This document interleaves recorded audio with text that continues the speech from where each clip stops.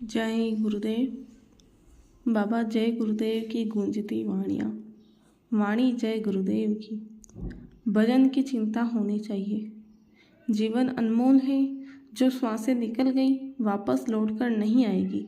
गुरु तुम्हारे अंदर बैठा है और बराबर देख रहा है, लेकिन तुम्हारा ध्यान इधर की तरफ न होकर नीचे इंद्रियों की तरफ है। जटिल कर्म कर्जा को चुकाए बिना रास्ता साफ नहीं होगा और न प्रकाश दिखाई देगा और न ही शब्द सुनाई देगा। प्रेम और विरह के साथ दो आंसू गिराकर भजन पर बैठो तो फुलझड़ी की तरह कर्म जड़ने लगेंगे। उसके बाद भजन में विकास तेजी से होगा। झगड़ा फसाद रह गया।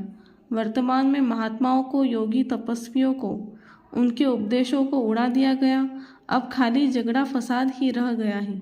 जहाँ जाइए वहाँ कोई न कोई झगड़ा, कोई न कोई फसाद ही सुनने को मिलता है। सितंबर 1999। संविधान का उल्लंघन।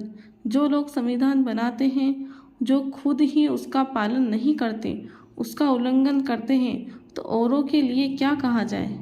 दिसंबर 1999। समझने की चीज़। चोरी का माल फलेगा फूलेगा नहीं।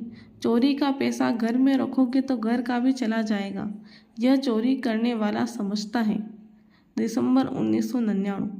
जानबूझकर की गई गलती की क्षमा नहीं। बुराई मत करो, जहाँ तक हो सके अच्छा ही करो। अच्छा न कर सको तो बुरा मत करो। अच्छाई करने में कोई बुराई हो जाए तो उसकी क्षमा होती है। भूल चूक की क्षमा होती है। जानबूझकर गलती करने की क्षमा नहीं होती। अप्रैल 2008। आत्माएं भटकती हैं।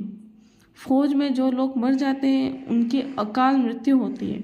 सब प्रेत हो जाते हैं। उनकी आत्माएं भटकती रहती हैं और वे रात्रि में रोते और चिल्लाते हैं। महाभारत की लड़ाई में मारे गए योद्धा आज भी कष्ट भोग रहे हैं।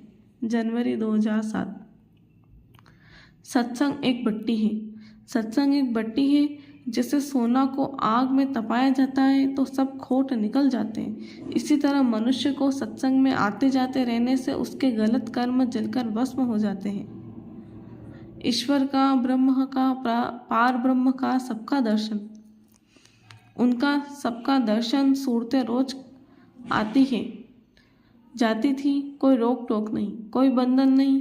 किसी लोक में किसी तरह से नहीं थे और वहाँ पर अंधेरा। अंधेरा तो माँ के गर्भ में भी नहीं था।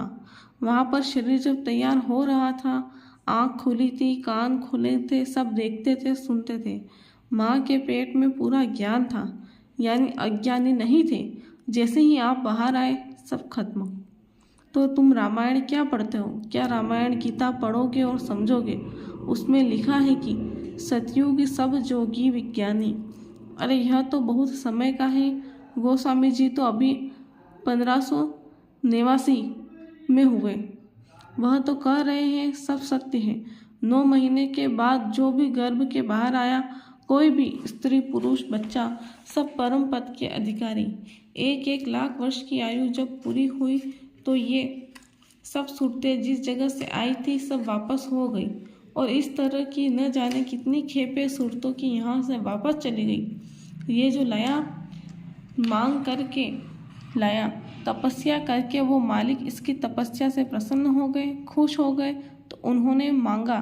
रचना बिना सूरतों के, जीवात्मा के बगैर सूरतों के रचना हो ही नहीं सकती, क्योंकि ये सब जड़ है, सूरत चेतन है।